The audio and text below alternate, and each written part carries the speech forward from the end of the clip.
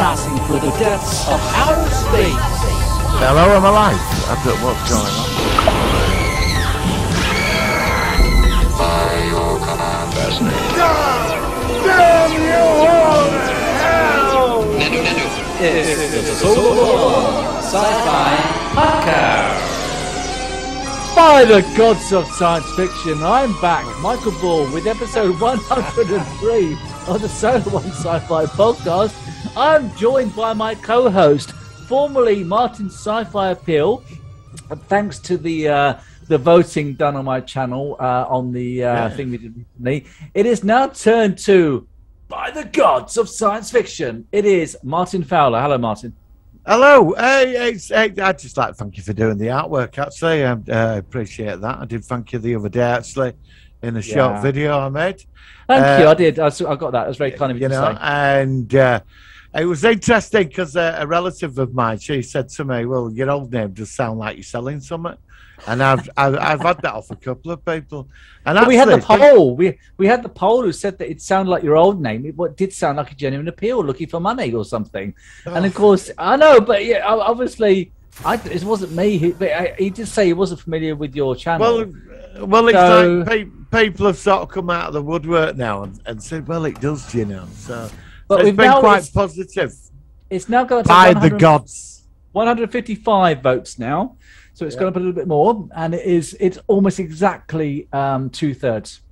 Yeah. It's something like 65%. So it's almost exactly 2/3 voted for By the Gods. So behind Martin is some of the graphics. I was doing this last night. I've had a very busy week. I've been decorating, painting, filling in, plastering, all sorts of things. But I promised my very, very faithful co-host that I would look at doing some graphics. I want to do some 3D green screen stuff. That's fine. The door thing, I definitely want that. Yeah, but I've already found a 3D door. I can mix in an event horizon behind.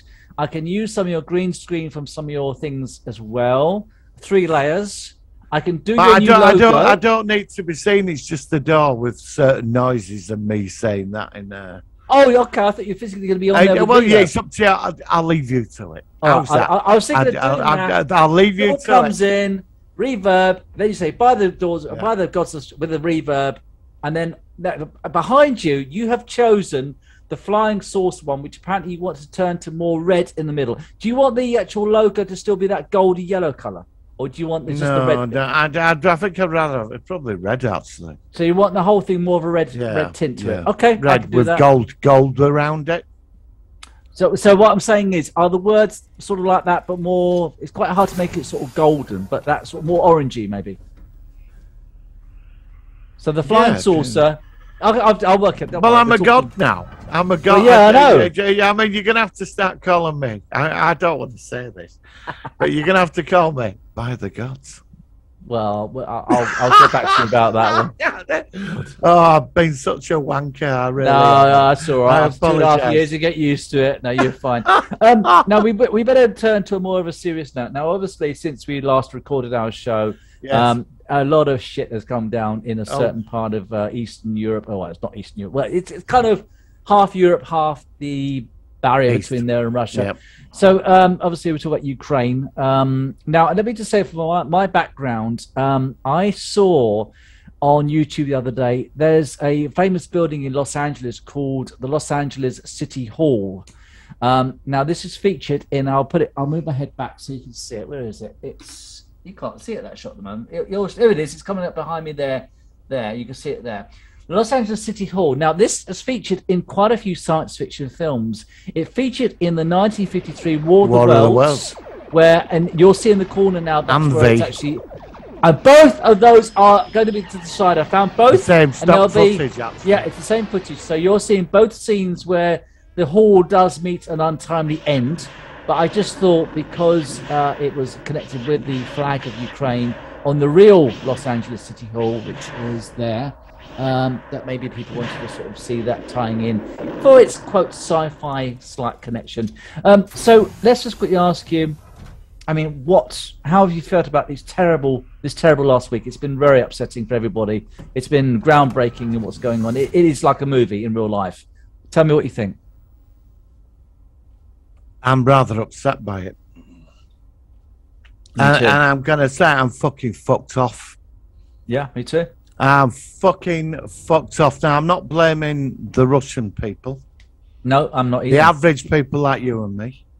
No. I'm blaming the fucking idiot politicians and the dictators. And I'm not to getting political, but everything was all right until last week, and then suddenly we're at the door of World War fucking free today. It's all turned. Well, to be honest with you, if it wasn't and it ain't going to take much to cross the fucking line either. And, you know, everybody's terrified.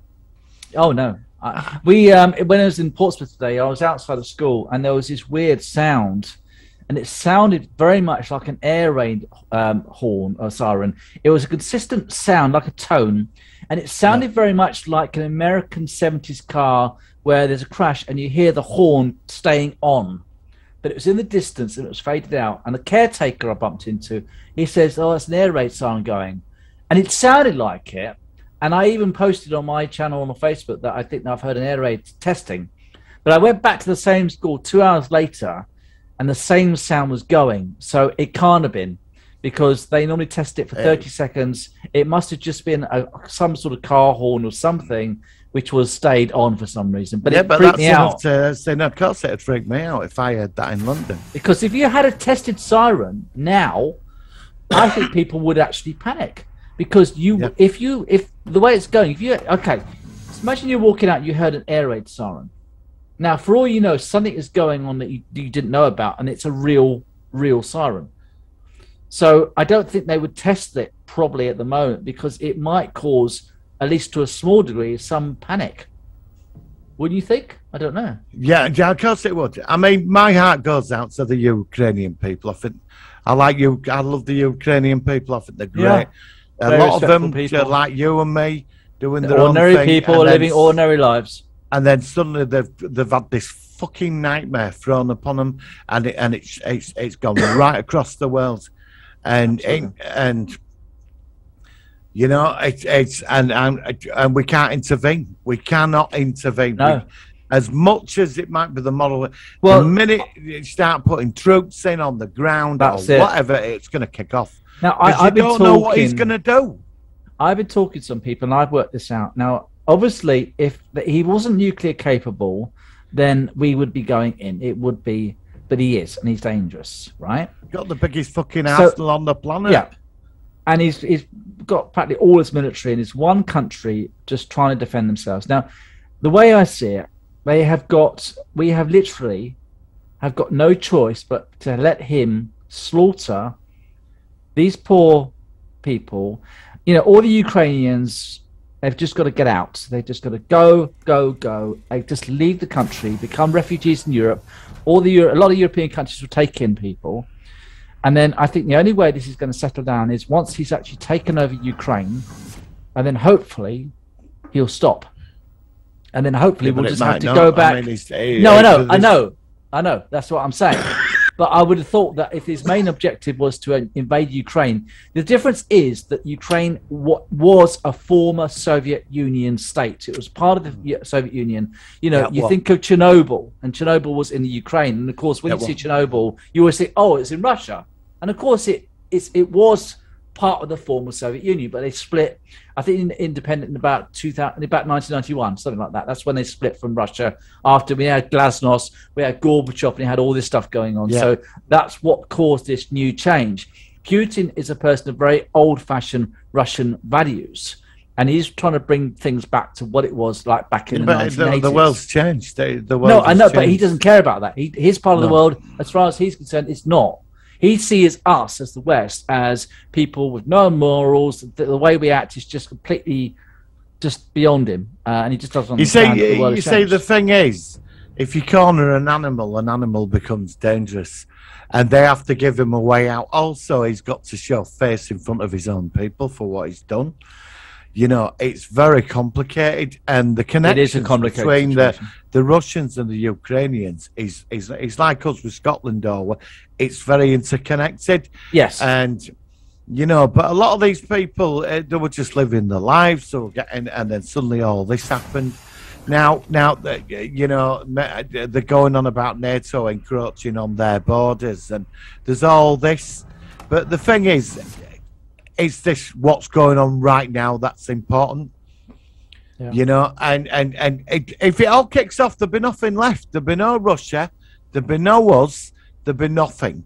And there'll be just a blue planet that's now ruined, floating around in the fucking universe, and nobody won't even know we existed. No. Do you know what I mean? And of course it's got me on edge. I did try and stop watching it, but that's what I was going to say.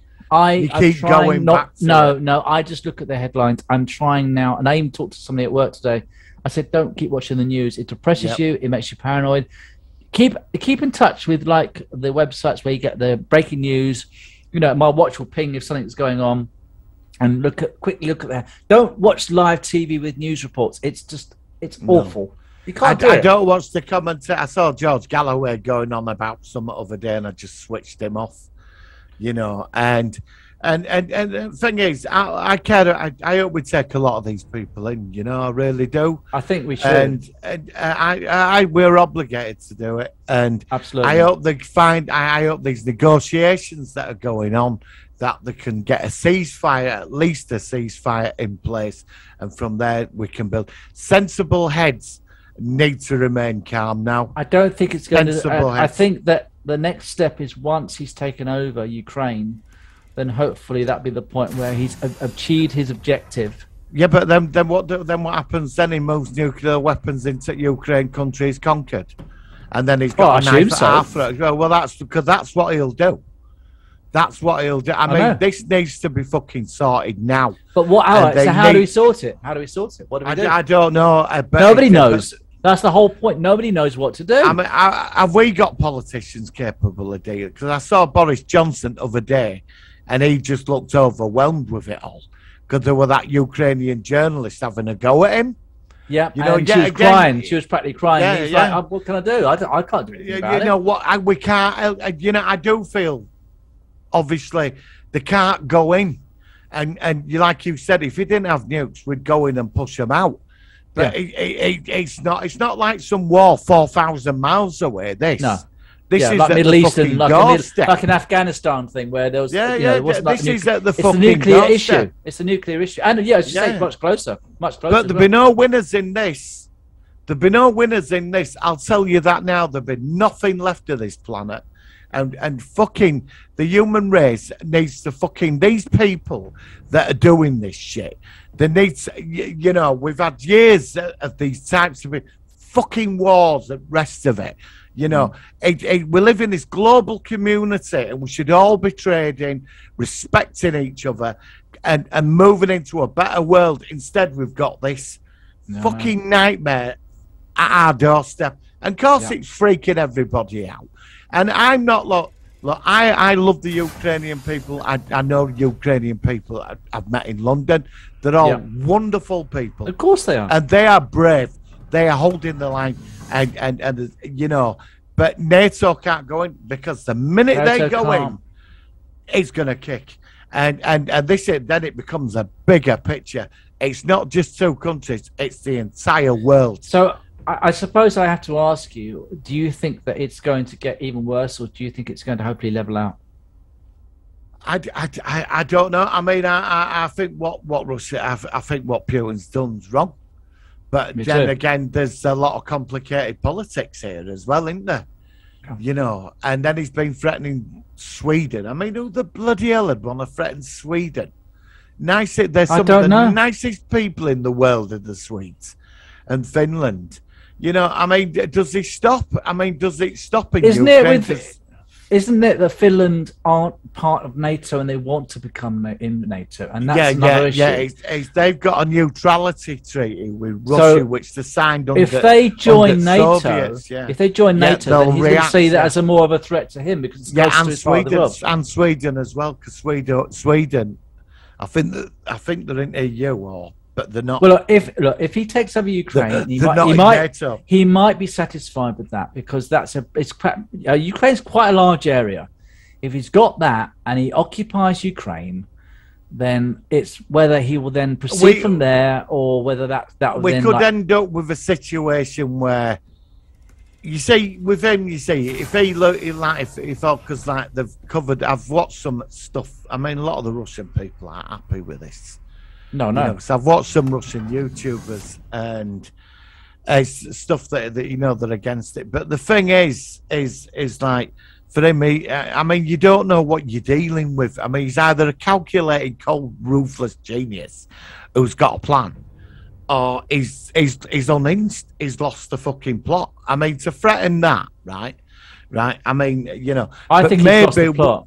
We could end up in a situation where it could be like East Germany and West Germany. Yeah, I was thinking about that analogy. Yeah, that parallel as well. And maybe that gives them, they call it the Golden Bridge. It gives them the way out, and then they show face. So it can, it's a military term. So they might divide the country, and like one part we'll end up shoving loads of money into Western Ukraine, and then there'll be Eastern Ukraine. But at least there'll be communication and people stepping back down a bit, And, like I said, I don't think it's going to. I think that we have to wait. Which I hate to say this, we'll have to wait until Ukraine is properly taken over, and that's at the point we're in the middle of this transitional fight. There's fighting to. I don't know. It's awful. Do you think we should? How do you feel about us arming them? How do you feel about that? I'm worried about the reaction if we are from the Western countries are arming Ukrainians and giving weapons to the opposition. Now, as they're already holding their own with their own weapons. Well, they're not. It's down to because what it is, it's guerrilla warfare, isn't it? We're giving them javelins and stingers and drones as well. And they are holding their own. I mean, they're taking but did you see that there was a convoy, like 40-mile long convoy of tanks? Yeah, it's slowed down though. It's slowed. It run out of petrol or something. Oh, is it? I hadn't heard of that. Like I'm not fully slowed down a bit. It's because they've got to have a backup. The problem with supply lines is that you've got to keep it. Yeah, we've got it topped up. Of course, you have. Yeah, to keep it going. I think it's slowed down until supplies catch up. I mean. I just hope calmer heads prevail in this situation. Yeah, me too. Because we're all going to be taken into it. Yeah, it is scary. But I think they might have made the right decision in arming them. I'm not a politician, but they're holding the line. I don't know what you're supposed to do. I don't have an answer, but I know one thing: calmer heads need to prevail, and they need to get them. All of them round the table and say, look, first thing, let's get a ceasefire in place. I also think the whole world is also, it's been like 6 days, 7 days since it started. The world is still in a sense of shock. It was brewing up. Well, I admit I do support the UK. I do too, and most people do. Support the Ukrainians. I fully support them. I don't hate the Russian people, but I don't want to be. I don't want to be pulled in. People. The thing is, I hate the politicians. I don't want to be pulled into a war for Ukraine. Although I care about we've had non-stop wars. I mean, we've invaded half the fucking planet. I'm not saying for whatever reason. And look how all that's turned out. I know. I mean, we don't exactly have a good track record of it, do we? No. I'm not saying it's right. I'm not getting political, but I mean, there is some message, and I'm not just those other I think now it's like we're at the doorstep now. Something rather dangerous, and everybody needs to step back. But at least the world is unified in the fact of their condoning or not condoning what's been going on. They've actually been saying, how everybody, even China, is kind of backing off a bit. They're saying that everyone knows that this whole situation is terrible and it's wrong, but they're not stupid. They're aware of the fact that he's if he's lost the plot, he's got his finger on the button. Hang on a minute. Calm down, mate. Calm down. Well, did you see them two generals when he said, let's go to nuclear alert? Did you see their faces? They probably looked absolutely flabbergasted. He had 2 generals, around that fucking big, massive table he sits 20 foot up there. Yeah. Oi! They're coming to America table. Yeah. He said to 2 generals, I want to go up like to DEFCON, whatever. And they were like, what? What do you mean? The faces, they were like, because I think it's all him. Them two generals, they probably got kids and families, you know what I mean? Yeah. I don't know. I mean, do you think we never get to live our lives, do we? None of us on this planet. Because it's all down to fucking politicians and do you know what? What about, since doing this, we've done this 2.5 years. Look at what's happened to the world in the last 2.5 years. What's happened in the last 2.5 years that's happened in the last 2 decades? Whether it's all because of the Solo on Sci-Fi podcast, I don't know. But you know what I mean? No, I'm being serious. I don't know. I don't know what it is. No, so it has. We started this as a pandemic thing, really. 2019. It was just before. Just before. And this has been going through. It got us all. It kept us sane through that. Now we're doing it again. We're finally getting through it, and now it's not a new thing. Yeah, unless. And now we've got. What's next? An alien invasion. Probably. I don't know. God, I was going to jump then when I heard that TARDIS noise. They were like, I've got an email. That was an email from. Right. Oh, by the way, I made a new customized ringtone from my boss after my experience last week, where I won't say too much, but it's not unpleasant. But I'll just play my personalized ringtone, and then we'll go into the topic because, like I said, I think that Ukraine is certainly not the best thing we can talk about. I think we should talk about it because everybody's feeling it, and we can't just, you can't ignore it. It's there. It's on the radio. It's on the internet. It's everywhere. It's on your phone. I get updates about it from, and I want a ceasefire. I want it to stop, and everybody gets around the negotiation table and sorts this out. And then the world can move into peace. Let me ask you a question. Do you, on your new channel or new name channel at some point, do you fancy doing a live stream where you just completely go against the sci-fi, the cult, where we all get some more people on board on your, I can't think of the thing. It's not Zoom. It's another one. Where we all have a Steam. Oh God, I forgot what it's. Yeah. You're on about. Yeah. And we can all just literally have a proper. I've just got an email now. Sorry, I've got all sorts of things on it.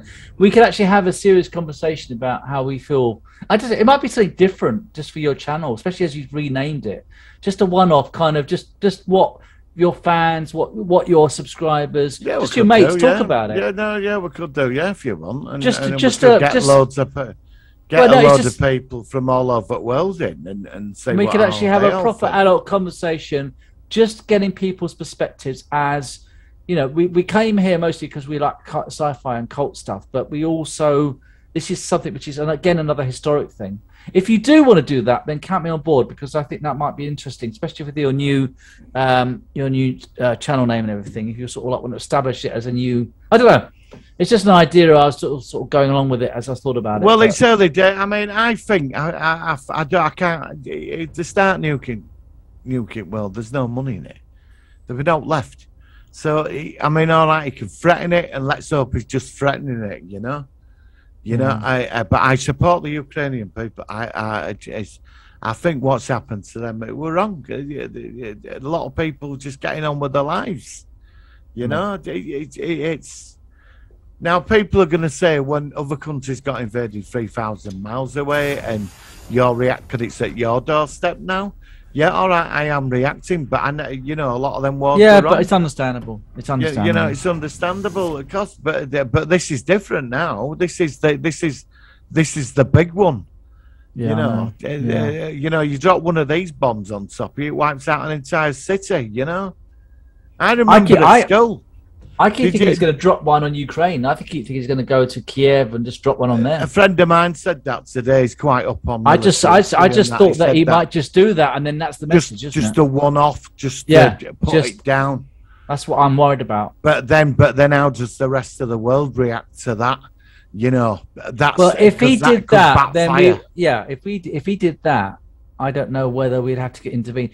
I don't know. Surely there'll be people out there looking to try and kill him off or something.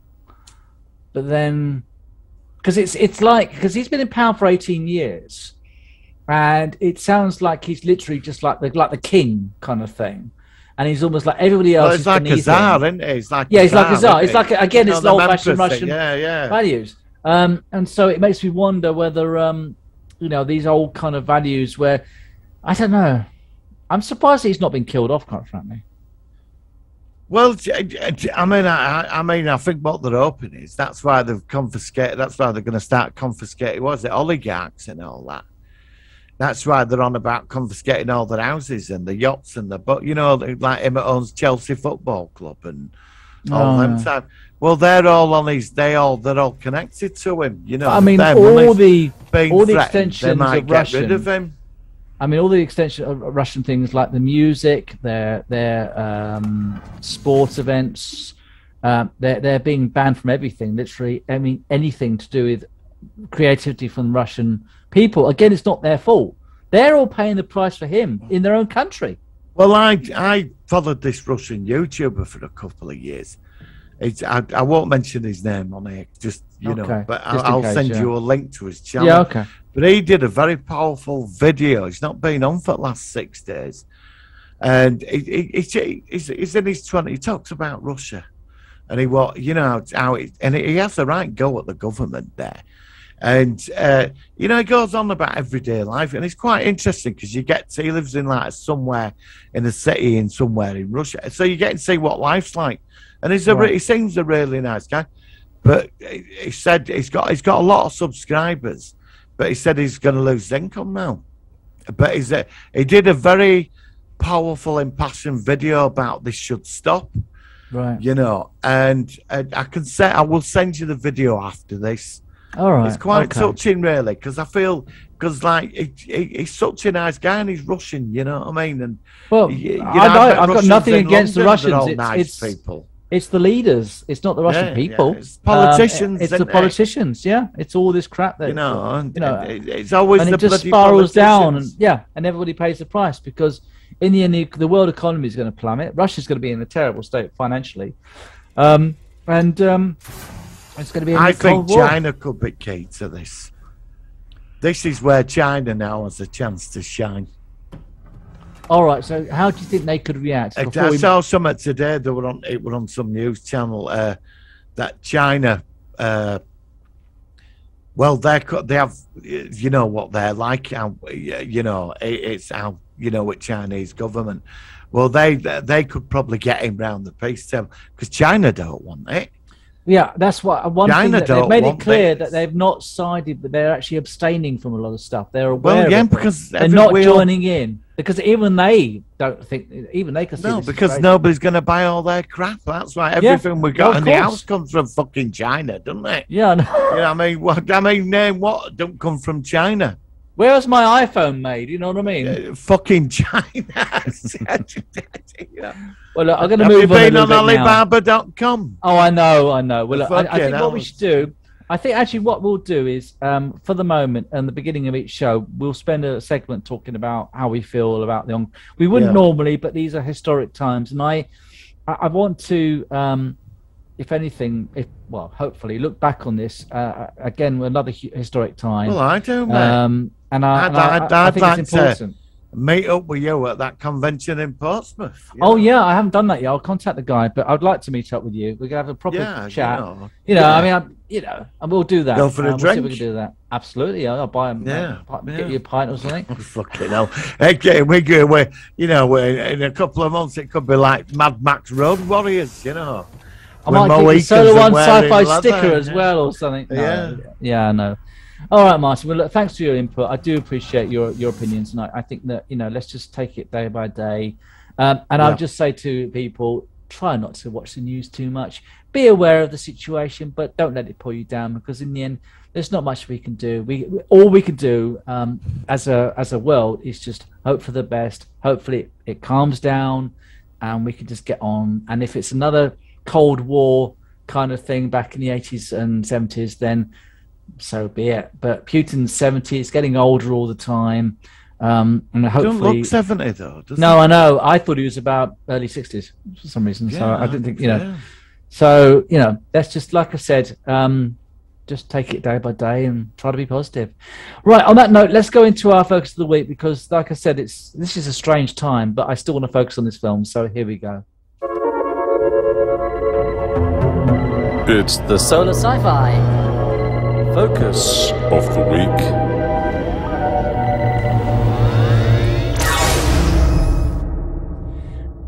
Okay, Martin, let's just switch gears as I'm trying to do into a film which, it's not exactly a comedy. So maybe this is appropriate to have quite a dark film for dark times. And this is a film from, I think it's 1997. It has quite a few familiar faces in it. Nicole DeBoer from what's it called? The Outer Limits and Deep Space Nine. And also David Hewlett, who, of course, was on the Stargate franchise. And that is a film called Cube. Now, I can't remember how I heard about this or where I first saw it, but it was an interesting film because basically the whole of the film's money was mostly spent on one set, one square room, which they created, which was a really lovely detailed room, which was made to look like lots of other rooms. And this is a very bizarre sci-fi concept, but it's great. And each room is kind of like part of a puzzle. These people are literally, if you've not seen it, I think they wake up, don't they? I think they wake up in the room and they don't know where they are. And they're all these strangers. Nobody knows each other. And they realize that each room has got a little number by a hatch. And there's a hatch on the ceiling, a hatch on the floor, and on the four walls. And they find out that some rooms have traps, some rooms are okay, and they try to work out how to get out of this thing.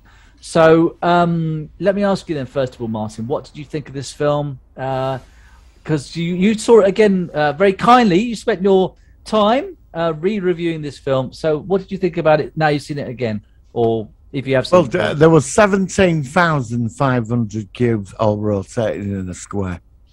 Yes. Yeah, because I think it was mentioned in something that was something to do with that. Yeah. Directed by some guy called David Lester, who'd done a couple of sort of small movies that became hits. I watched it, and I watched it last night. I read up on it, and I watched two big reviews, which sort of took it. Actually, quite weird how the film was perceived. I was quite surprised, actually. But the Cube, it was an interesting one. Now, I have seen Hypercube. I wasn't a fan of that. And then I saw the... But you saw those... Did you see the other films before this film? I mean, yes, or I have you did. seen... Yes, yeah. So you saw all the wrong way around then? Yeah, I did, yeah. I caught them on Sci-Fi. I caught them on Sci-Fi Channel. I was very... I can't even remember the prequel, the sequels. I can't even remember anything about them. So... no, they also didn't... I watched this. I recognised Rodney straight away. I thought, good God, it's Rodney. Looks young, looks young. I know, he does look young. And Nicole DeBoer. And I've seen the guy that played Quint, the copper guy. Oh, yeah. I've seen him in stuff over the years. And the woman as well. She was in that film with the town where the parallel... Oh, God, what's it called? I can't remember. Oh, Silent Hill. I think she was on Silent Hill. She was also in. She might have been in. Oh no, I don't think she was in The Mist. But yeah, I recognised her for something else as well. So obviously, this is a Canadian film and it's directed by Vincent Natali, and it actually says that Cube has gained notoriety and a cult following for its surreal atmosphere and its setting and concept of industrial cube-shaped rooms. The film received generally positive reviews and led to a series of films, which I can't even remember. An American remake currently on hold is in development in Lionsgate, and a Japanese remake. I did see an advert for the Japanese remake. It didn't look, but it reminded me of a Squid Game. I don't know why, but I mean, you could see that as a sort of. It's got a Squid Game vibe to it in many ways. I don't know why. I reckon Squid Game was up from this. Yeah, because as I just said that, I suddenly thought of the Japanese version. Then, because of obviously it's sort of a horror thing, I could see that maybe Squid Game might have had some references from Cube. That would make sense. So I mean, the one thing that the main characters, I can't remember his name, the black guy. One thing I found which was interesting about him was that he started off the film as almost like the hero. He kind of like he was the lead. He reminded me of Cisco from Deep Space Nine for some reason, but he had that kind of lead kind of thing where we're stuck in this position and we've got to get out, and he seemed quite level-headed. And this is unusual for a movie, that as the film proceeded, by the end he'd actually turned into the threat. He completely lost the plot, and And I didn't quite understand. Was it just that he just literally had a breakdown because of the circumstance? Is that what happened? Yeah, because it was interesting because this review I watched last night. First, the film fascinated me. You had the prisoner guy who's a master escape artist, Renz, and he thought he was on it, and then he went through that cube. He had this genius idea of throwing his boot into a room, but then the cube system decided to outdo him by body pheromones and a sprayed acid in his face. Which was really quite horrific. Yeah. I did like the opening of that guy going through one cube. Oh, I recognise that actor. Right he's been in Stargate, and is he the one that gets split into little pieces? Yep. Really creepy, and his fingers sort of like fall apart. It was interesting because there was something quite powerful in there, which that drew me in more than the horror stuff. I'm not really into horror, but like the graphic stuff. When they got into a queue and it came out with a David Hewlett, the actor, Roddy McKay guy, he turned around and said, "I helped design this thing. I built the shelf for it." Yeah. And I've actually got some information about some of the characters. So, so David Hewlett's character was David Worth, and he was a chronic malcontent and cynic who unwittingly designed the outer shell of the cube. Yeah. Julian Richings as Alderson is the prisoner, a mysterious character. He woke up in another room and never met the rest of the room. I assume that's the one that we saw at the beginning. Who got ended up. Then we had the character of the boot, which is called the Wren. The Wren, was an escape artist who had gotten out of 7 prisons. Maurice Dean was Quentin McNeil, who was the police officer. He said he's a gruff and aggressive man who takes charge and undertakes most of the dangerous tasks. So he's the one that basically changed from the beginning of the film to the way he ended up at the end of the film. Nicole DeBoer was Joan Leven, a young student with mathematical skills, which of course she helped it proceed along and avoid the traps. Andrew Miller was Case, an intellectually disabled man. Yeah, they had a disabled character as well, but he had an ability he knew about the prime numbers, didn't he? He knew about the prime numbers. He was actually. Before I go on to what I saw on this review last night, and when he turned around and he said one thing, because was into all the paranoid conspiracies, he turned around and said, "There's no Big Brother watching us. Nobody cares. This place, it does what it does. There's nobody watching us from a room. We're in here, and we've got to survive. And you only get 4 days to survive in there, so you can get out, because no food and water. Yeah, 4 days to keep it. Yeah, and they sort of started working as a team. Quint, he became a bit of an inspiration and started losing it. We're all about control. The paranoid woman, she had him worked out when she said them things about him, about hitting his wife and power grab, and he were on about her, how she never met anybody. I mean, it all brought all that were all standard paranoid stuff. I've seen all that before. But when he turned around and said, "There's nobody watching us. This is no government. There's no Big Brother. We're in here, and that's it. This thing is just going to do what it does, and it don't give a shit, you know." And the point is, there is a way out.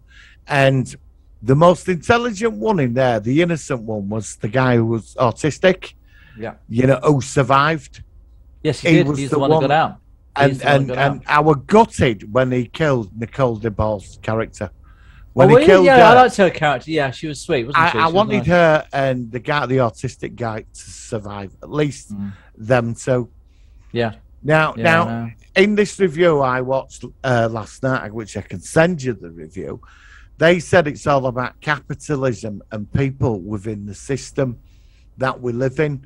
And yeah, I can see that. I can see that. Yeah. Each room is like a promotion or an unpromotion, or it's like a different company every room. So it works out. It's trials in your life, basically. Now, everyone, he was a police officer, he was an engineer, she was a mathematician. You had the escape guy, even though he was fighting against this system, he was still part of it. But the one guy was written off in society, had no purpose. This is on the review, that wasn't registered where there was the autistic guy. Oh, in this whole society thing, and he was the one that figured it out and survived and got out because he wasn't fighting again. They were all fighting against something. He wasn't fighting. He was just surviving every day. Yeah, which gave him a different perspective. Yeah, and he was the one where the others, they're going to do what were predictable, but he didn't. He just walked out of it at the end into that white light.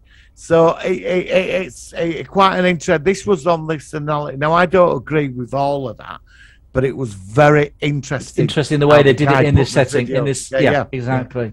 A very good film. I really enjoyed it. Thanks for that. I've never forgotten it, but I have completely forgotten the sequels. So, as someone who sounds like they might have remembered the sequels, or the one sequel, one prequel, how do they fit now that you've seen the original? Because I can't even remember anything about them. I saw Hypercube. Oh God, I came in pissed one night.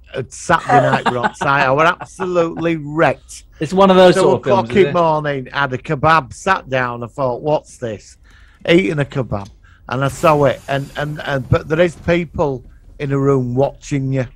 Yeah, that's right. That was different. But that, for me, where this one, what I saw, I'd not seen this. So when I saw that last night when I watched I'm surprised you've missed this one. Now, this is why I wanted to recommend it to you, because I thought you'd actually find this one very I probably have to say second one at prequel. I actually might do the same. I gave this a rewatch as well recently, and I think now I will give the sequel and the prequels a rewatch. Yeah. Definitely. I think now I'm watching. I'm curious now because I can't remember them. But if I can't remember them, bits. But what was so good about this? What was so good about the one I watched, like the original? That there were nobody watching you. There were no reward. They were in there. It never explained how they got it. They were just in there. That's part of its appeal. That's partly what made it so. It don't matter who put them there. They were there, and he got out. The one guy who they thought had no purpose. He was the one that figured it out, and he got out. Well, the others all fought each other. Somebody trying to dominate all these human nature things, which sort of predictable. But except him, he just walks out. I saw him walking out, endings at white light, and that was it. And you know, if you'd have had people in, because normally we've seen films where people are in a maze and there's them that are watching you, you know, to get the. They didn't do that. This was a machine that had been forgotten about wherever it was, and it was just running. Yeah, and it was just doing what it was programmed to do, basically. Yeah, and he said it beautifully. He said, "There's nobody watching it. This, whatever it is doing what it should be doing. And if even there's no people in it, it's going to still do it. You know, and that's it. Now, of course, we'd like to know what was through that white tunnel. We really would. But no, leave it as is. As a one-off, that film is a masterpiece. Yeah. Well, I'm really glad you've seen it. Good choice there. Thank you. I'm surprised you missed it, but I'm really glad you've seen it now. And I've just really wanted to. I think it's really actually good that you've not seen it, because then it's another one you think, oh, that's a film I'm going to keep. Well, remember that one and come back to that in a few years' time when we'll see it again. And I think that's the thing. I mean, you know, there's so many shows and films we've both learnt from each other. You know, like last week we did that 12:01 p.m. thing, which I've never forgotten, and you enjoyed that too. So, and I'm now doing UFO on your side. So that's what it is. That's what I like about doing this. UFO, I want you to watch Jerry Anderson's Journey to the Far Side of the Sun. Yeah, okay. Is that the one you talked about last week? I can't give you. The UFO took all the props and that from it. Okay. But it's a weird film. It's up there with 2001. And when we talk about, I can't give you any spoilers. I can't give you. I just. It's best that I watched The Cube last night and I've not seen it. And I thoroughly enjoyed that. It was a very intense film. It was quite intense watching that. I mean, with what's going on in the world now, that film definitely added to the paranoia. Very appropriate film for this week, I think. You know what I mean? I think it was actually. Yeah, I think it was. Yeah. Yeah, and it was just a good production as well. Yeah, fantastic. It was such a good production. And they only used one room for that all the time. I think so. Yeah, I think so. I mean, you might have been, when you open the hatch, you could see a bit of the the next room, but you could easily just do just reverse the tiny bit of wall or something. I don't know how to do it, but genius, it wasn't an expensive film to make. It was basically all held up with good actors, good characterizations, a good concept, and I was thoroughly entertained. It never gets boring. It's always surprising you. And that to me is what makes a good film. You don't have to throw in millions and millions of dollars to actually make it good. No. And it was filmed in Canada, and it has that sort of Outer Limits kind of Canadian feel, and Stargate SG-1 with a lot of the actors who have been in those. You get the actors in that part of the world, like Vancouver, British Columbia. It's like the same ones, isn't it? Yeah. You often get those same actors in those sort of Canadian productions and stuff like that. So, well, Martin, I don't think there's much more to say about it, but I'm really glad you saw it. It was definitely worth a review, and like I said, I will now look at the sequel and then the prequel, because I think they did the sequel first and then they did the prequel, and then maybe at some point we could talk about those shows or something like that. Yeah. If we do the sequel and prequel, let's cover them together. Yeah, they're not worthy of one episode. No, I agree entirely. Yeah, I could muck about with that. Right, Martin. Okay, on that note, then, shall we? I haven't got much news. Shall we go into our news of the week? I had something. I forgot now. All right, let's hit the jingle. Here we go. Working. Solar Sci-Fi News. Well, the only thing I've got is that basically from the time of recording, tomorrow will be the brand new season of Star Trek Picard and the continuation of Star Trek Discovery. Now, I personally think it's a bit daft that they're both going at the same time. I personally think that why don't they just finish off Discovery? It's only got 3 more episodes, then going to Picard, but they're doing them both at the same time. So, first of all, do you think it's a bit daft they're doing them at the same time, or do you think they're kind of just trying to flood Paramount Plus with new material?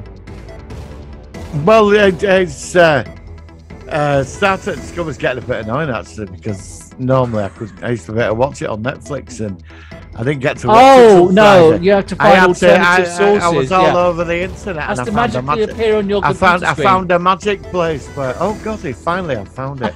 And it's only 2:00 in the fucking afternoon. It appeared there. It was. It was on my screen, and I watched it. Finally, we moved, but on the Picard thing, I think what they're trying to do is get perpetual interest, because we've got, how many episodes of Discovery have we got? 3? 3 more, I think, yeah. Right, so we've got 3. Picard starts tomorrow. Is it tomorrow? Tomorrow, yeah, same day. Right. So that starts tomorrow. But when Discovery finishes in 3 weeks' time, right? Then Picard's still going. Guess what starts towards the end of Picard? Strange New Worlds. I know. They're going to cross over the last 3 of those. I know. Yeah. So I'm quite happy with that. I'm very happy with all this content, but it's going to be all used up. I mean, what I'm saying is, after they finish off Strange New Worlds season 1, then surely there's going to be a big gap for about another 6 months until anything new comes along. That's true. Is there anything new coming up? After that, there'll be the Orville, but I think that's July, because it was going to be June, but it's been put back or something. But then we've got Obi-Wan Kenobi. So really, after all the Star Treks, then it'll be Obi-Wan Kenobi. But when does Picard finish? Or Strange? No, they'll still be going. Picard's 10 episodes in it. I think it's only 10 episodes. So where are we now? It's beginning of March. So we're going to have all of March, most of March and April. So then Strange New Worlds will probably start in late April, early May. So then by the time that's on, we'll then have Kenobi, and then once that's done, then we'll have the Andor series. So we've got the Orville. I mean, I've got loads of stuff to watch as well. I mean, we've got the Doctor Who specials as well. So I'm very happy this year. There's a lot of stuff to watch. Well, that's if we get to see it. Shut up. Oh God! And there was a planet called Earth. And it died. And nobody cared. No, it said like the end of Planet the Apes' second film. It said something like, beneath the end of Planet the Apes, it said, once upon a time there was a planet called Earth, and now that planet is now no more. And it was like this monotone voice. Yeah. After Charlton Heston He presses the Amiga bomb button, and it's the most bizarre ending I've ever seen in a film ever. And then another voice goes, "Well, don't really give a fuck, did they?" Look, we're sorry. We're depressing the hell out of our subscribers. Hey, what? I'm not watching that fucking movie. Hey, I'll tell you what we're going to review then. If we survive the next 2 weeks, you know what film we're going to review, don't you? What Planet of the Apes 2, yeah, definitely. No, well, yeah, not as well as that. We've got to do Threads. We'll have to do Threads. That's a fucking. I saw that at school. They showed that at our school. I did see it at school, and absolutely bloody terrified me. Fucking and I've got a copy of Threads as well. Yeah, I don't want a copy of that. I've avoided that film for years. Would you not watch it again because it's so? No, don't. Yeah, I would watch it now. Would you watch it? Would you watch that now? Not at the moment, no. I would have watched it a couple of years ago. I don't know. It could be a ratings if we cover that. Because 2 years ago, 2 years ago, I didn't watch Survivors because of all the virus and everything like that. And now 2 years later, I watched bloody Threads. I mean, for fuck's sake. The real world has put me off my favourite shows now. Fucking hell, I'm not watching fucking Threads. Survivors and Threads. Do you know, we saw this video at school as well, you know.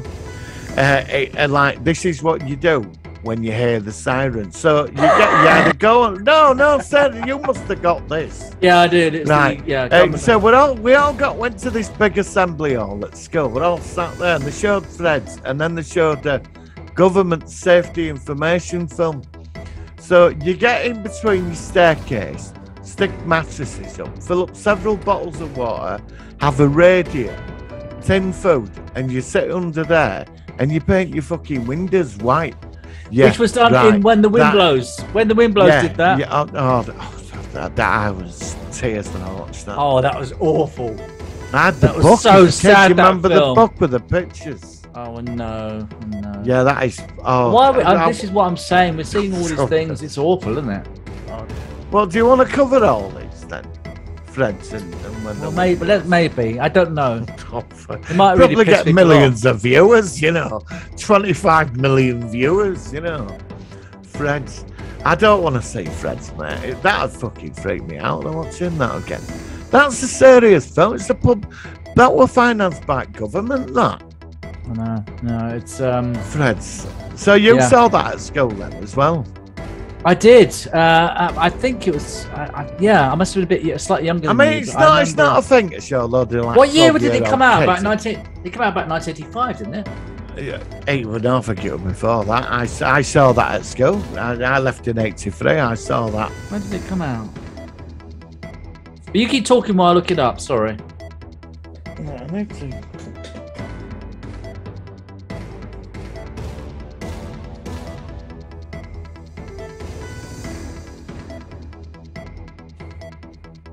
Yeah, I think it's 83. Threads, when did it come out? Sorry, I'm just looking up my computer. This is Threads television film. Oh, what's that? It's the Dark Saber. Oh, what's that? I thought it said that wasn't on Threads, was it? Oh no, it's. Is that you? Have you just got that? Yeah, I've got. I thought, yeah. Well, if Wells gonna go, I'm gonna. 1984. 1984. That's my daughter's text, and I've got her giggling as a baby as well as I tell you all my sound effects. Sorry, Threads. Yeah, so 1984. So I would have been about 12. I remember seeing it very young. So you probably would have been about 16 or so. You probably would have been later. No, I was younger than that. I would have about 14.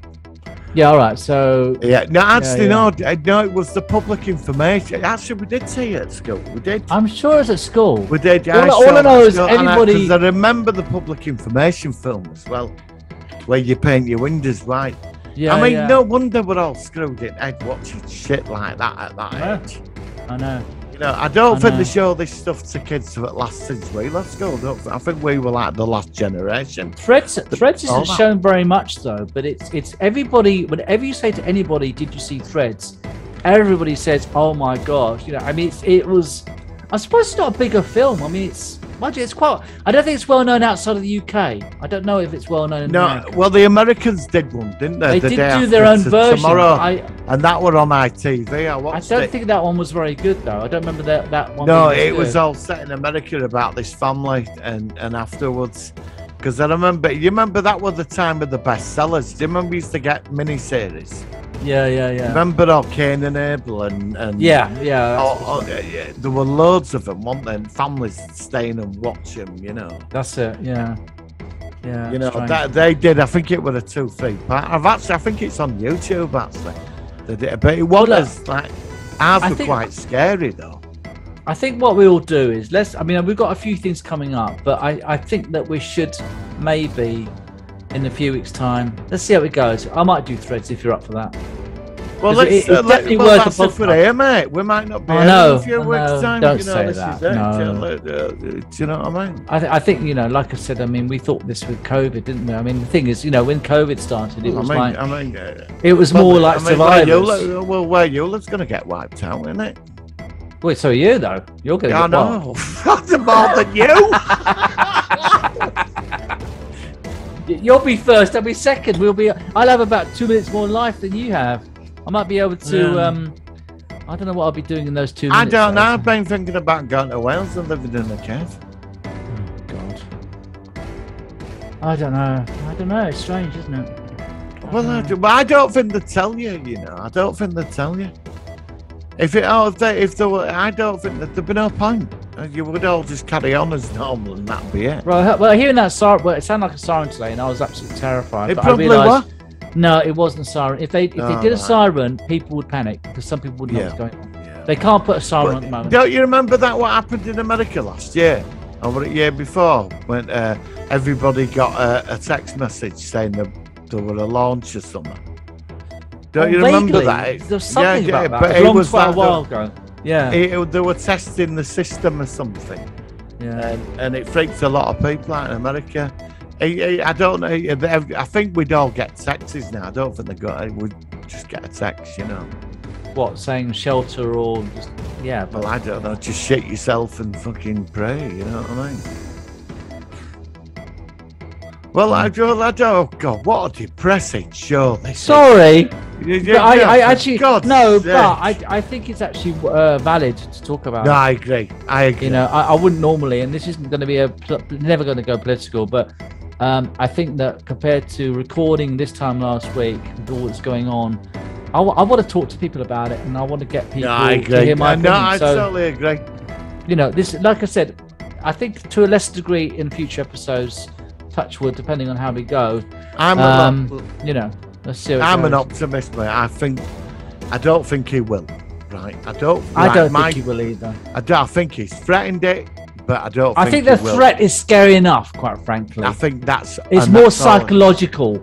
Yeah, and less destructive. I think he's got that message across. It's actually. I think this is all the psychological aspect. I think that's what a lot of this is all about, and that is almost as powerful as the real thing. Because if you destroy the planet, nobody's going to make any fucking money, are they? No, and he won't be able to live his lavish lifestyle. He won't be able to have a bottle of champagne for breakfast every day. There'll be no more Rolex watches and yachts the size of our exactly. country, No, it would just be like nuclear winter. Mind you, it's bad enough in Russia. Because if they go into a fucking bunker, they've got to come up at some time. They can't stay down there forever. I just keep that Only Fools and Horses episode where they got that nuclear fallout shelter, and it was on the top of a tower block. On top of a block of fucking flats. I might watch that tonight now. I don't know why. Rodney said for us to survive, we need 2 warehouses worth of food, and he's looking at him. Yeah, and it's going to be like for 2 years. I might have to watch that episode now. I don't know. I might put them. Go on. So, Star Trek Discovery, what did you think? I wanted to ask you, what did you think, to answer your question with another question? Sorry, I did. I thought it was good, but the Great Barrier, the annoyed at that. Now, I was really pissed off about that. But what were your thoughts on? That's why I put the original in. I wanted to see the scene where, when you see the Galactic Barrier, which is seen twice in the original series and also in Star Trek Continues. Great fan series, by the way. Check it out. We know somebody. We know the captain. Yes. Yeah. I thought we were going to get the scene where you see that slight red, pinkish line in the distance, and as it gets closer, like it's like but this thing, powerful. This thing was sort of like it looked more like black bubbles, and you saw a pinkish haze. Yeah, what all that about? Let's jump it was all black bubbles. Bubble. It looked like a sort of chewing gum or something. I don't know. Yeah, it was like we'll jump in that bit of dark matter bubble, and then we'll go from bubble to bubble. They never did this before. Why didn't they reference the? I mean, they did reference something to do with blocking. They did half mention that, half negative matter or something, which would stop the antimatter.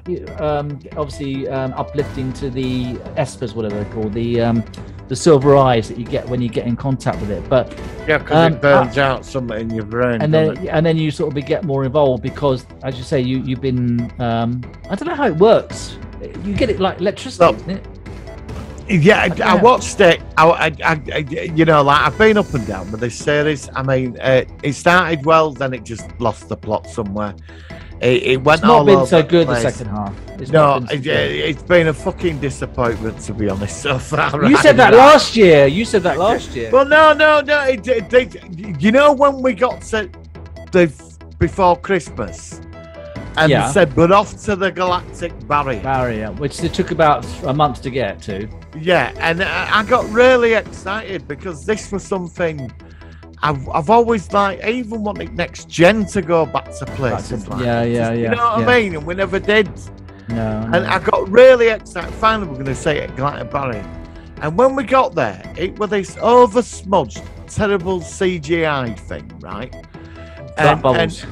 And with black bubbles in it from a bubble bath, and lightning everywhere. And I thought, and then because that's not the galactic barrier, even the remastered. I mean, no, I know. You know, that's why when I did review, I put a picture in of the original. It's like this big, like, energy barrier. I should do that. I could do a screen grab of the two barriers. And they just have to change everything on this show. And this is what annoys me. I think. Because I will quickly say about Picard in a second. I've seen some more trailers. And it does look very good, especially the new Stargazer. But then half of this episode was more about the guy from Rise of the Scientist, who made real friends with this other prisoner. Interesting. That reminded me a bit of Hard Time, the episode of DS9 where O'Brien was stuck in Icheb in. It's not Icheb. I can't remember his name, but he was in a prison for years. I did. Yeah. And I had a slight vibe of Hard Time, which was one of my. It was one of my favorite episodes of DS9 because it was just him, Ichar. It was Ichar and O'Brien, and he had the memories of 20 years, and he made friends. But again, I mean, the O'Brien Ichar felt more platonic. This I thought was going to go the more of the gay side of things again. I don't know whether it was going to or not. It doesn't matter. But I was just wondering whether it was going to be another, which I think that in many ways. Well, I think there was something going on in between. I don't know. I mean, was that a platonic relationship? There was something going on between them two, wasn't there? Yeah, I wonder whether it's platonic or whether it's something which they just didn't go to. Well, doesn't matter. I found all that interesting when they built that device, to get to this place called Kylea, this paradise universe. Exactly, yeah. And obviously he went back there once a year. But he was so desperate to get, but he felt so bad that his friend got captured or whatever it was and was gone. But it kind of made me wonder. Did he go to other universe? But we don't know. But I've got a theory. What's that? I've got a feeling he's connected to that DMA. Well, maybe. I mean, are we actually going to see? Are we going to see the DMA this week? Are we finally going to get some? Well, there's a planet behind it, isn't there? There's a planet. Have you seen the new trailer? When they got through barrier, they scanned a planet or something. There is a trailer, and you see a planet, and you see them on the planet's surface, and then Saru says something like, "I'm feeling something I haven't felt for a long time," and then you couldn't hear what he was saying. Some word he says, I couldn't make it out. I don't know. I don't get too excited. What do you think to Saru and the Vulcan lady? I actually think that's nice. Yeah, I do. I've got no problems with that. I think that would be. I like Saru is probably my favourite character in the entire series. I like Stamets, mate. He's I like Stamets. Stamets good. Yeah, Stamets but good. I did like the Doctor when he said to Saru, "Stop being an idiot. She's into you, man." Yeah. Yeah, his character's evolved as well. It's got a lot of good. I do think this series, when you look back on it, once it's finished, I think it's going to be better regarded. I think a lot of the problem with these series, and this is something you always get with new series, is your expectations. You have to hold your expectations to a certain level, and because you can really over hope, and it's not meeting the levels you. I think because we've been watching it once a week, and that. I mean, all right. There's been a couple of, well, how do you say it, low-key episodes? Like I call them fillers.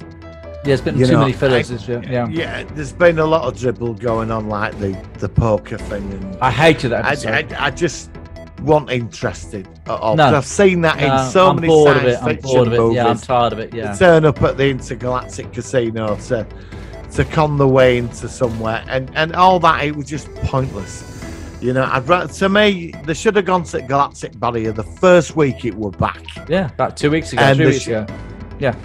But we're here where we are. But I think if you probably watch this series as one altogether, you might appreciate it as one big story. Do you know what I mean? You might appreciate it for that. So this series has been better than the last series. But you know, I'm not a Discovery hater, and I'm not I'm not either. I'm on the fence with it. I've always been on the fence. I'm on the fence, yeah. It is still... Third season, I do shit all over it. It's still been my least favourite Star Trek series. I'm not talking about the animated series, because I don't consider those... I'm into live action I don't bother with them, you know. No, I'm not into that either. I just can't bother with it. Yeah, I'm just not into it. But okay, so what do you think of some more Picard trailers? I mean, Guy. I've not seen any more trailers. Tell me what you've seen. Well, we've seen the scene. You've seen the scene on the Stargazer Bridge? No. Oh, okay, but that's good because they're all back in. Most of them are back in the Federation. Is it Raffi? She's back. I like the new uniforms. They've slightly tweaked the uniforms again from last season. They look very Voyager. Except that they've got the classic films, the TOS films. They've got like the thing that goes across like that. Yeah. But the uniforms look really nice. Not that it matters, but I like things like that. The Stargazer, we've seen a couple of brief shots, some explosions. That looks awesome. But I think a lot of it's going to be set in contemporary Los Angeles. So again, you know, I want to be on a Federation starship. I know I shouldn't. You mean they've got the budget? I don't know. I mean, I think the first episode you and I are going to love, and I think until they go back in time. But how long they're back in time, what they're going to be doing? Do you know what you're going to like about this episode? When you hear the words "Mon Capitan." Yeah. And when you hear John Delancey's voice in the background. That's when you're going to be. There's a lovely scene. There's a lovely scene where Picard says he's in a speech on near Starfleet, and it's the Starfleet Academy, and he says, "My mother said to me, one favourite thing she said to me was, let's see what's out there," which of course was the last words he said on the pilot episode Encountering Farpoint 1987. And I heard that, and I thought that's a lovely touch to how Picard has been with us for 35 years, whatever it is, and since we first saw him in 1987, and he said, "Let's see what's out there," and he said it again in this trailer thing that I saw. So I think that the first episode is going to be very good. I'm a bit worried about too much stuck in Los Angeles. It's just like a contemporary drama. I'm hoping that because they're in 2024, we're going to see some links to Gabriel Bell, the Bell riots from Deep Space Nine, which are exactly the same year, which is really cool. It might be in San Francisco, but San Francisco and Los Angeles are not that far apart. They're both on the West Coast. And it could be that the sanctuary districts in San Francisco, they might have a similar thing in Los Angeles. I don't know. I'd love that. Well, the other trailers I've seen, it looks like this other world they end up in, or timeline, or whatever. Yeah. It looks quite fascistic. Yes, it does. And maybe he might have sent them back to the origins of the Mirrorverse. Maybe they're there. Well, we know that Guinan and Picard meet up in a place which is called 10 Forward. and she has sensed the change in the timelines again. Yes, she does. Which I love that. I mean, Whoopi Goldberg, I love Whoopi Goldberg and what I've seen in her. So it's so good that she's back. And I still remember when she was asked live on a chat show by Patrick Stewart if she'd like to join them for season 2 of Picard, and she sort of was really shocked. Oh, I'd love to. And it was just lovely, and it's great that she's back. So yeah, I'm excited about Picard. I'm okay with Discovery. I just, like I said, I need to. I've got to not get too. I've just got a feeling that where it could go, it's going to be a disappointment. Well, if you where I am now with it, I'm not to get too excited, and then we'll see where it goes. But when they said Galactic Barrier, I got excited. Yeah, and I'm glad we saw it, but again, it was a bit. It was not really recognisable from the original series. Well, it was just the smudgy blob thing with things in it and lightning. Well, some people are saying that there's different parts to it which have different qualities. Maybe. So it might not be consistent. It might have been the Enterprise when it got there. It was a different part, and it just looked slightly different. Well, actually, they went beyond Galactic Barrier Next Generation. They ended up in other galaxies. Yeah, but not through the barrier. That was through the Traveller. The Traveller got them there. So there is ways. That wasn't. Yeah. And obviously the Kelvins on the original series, by any other name, they broke through it. They broke through it. At the cost of their ship, though. But they had to break back in. But that's the thing, though, that we never saw the Enterprise get back in, but obviously it did. But it's been very few. I'm hoping that season 5, which is going to be made, is set in the Andromeda Galaxy or something. It'd be great to have a proper would be nice, yeah. Star Trek series, which is now finally in another galaxy where all the aliens I would have liked to have seen the Metrons. Oh, I suppose it's not, well, yeah, we wouldn't see them if that. Yeah, they're either just going to come back to the Milky Way galaxy and it'll just continue in season 5. I think season 5. It's going to finish at season 5, though. I think season 5 it will go beyond the Milky Way galaxy. Either they're trapped like Discovery, or they're on a new mission where they're exploring a brand new galaxy where none of the races are humanoid. They're all alien, and it's just a completely different part of the world, but part of the universe, kind of thing. So that's it for Star Trek reviews. I haven't got much other news apart from that. No, I've got no. All right. Well, look, thank you for that. I think this has been, like I said, it's been a slightly different show, but I'm really glad we had some good. We needed to talk about this, and I hope that subscribers do keep in mind that we are thinking about this, and rightfully so. So to finish up, I came across this music video thing from Cube. I don't know where it was made from, but hopefully I won't get any. If you're listening on audio, I'll just do a fade out not long into it because it's more of a video thing. But I'll play the thing if I can on YouTube. If it goes quiet, then it means that YouTube have been difficult and it might just be silent. If it is, then sorry. But we'll be back next week. I'm going to look at the rest of UFO. I should be able to get through them all by this time next week for recording, which of course you've asked me to do, Martin, which of course I'll do, and I'm enjoying it. And until then, we'll catch you later on the Solar One Sci-Fi podcast. Thank you very much. Live long and prosper.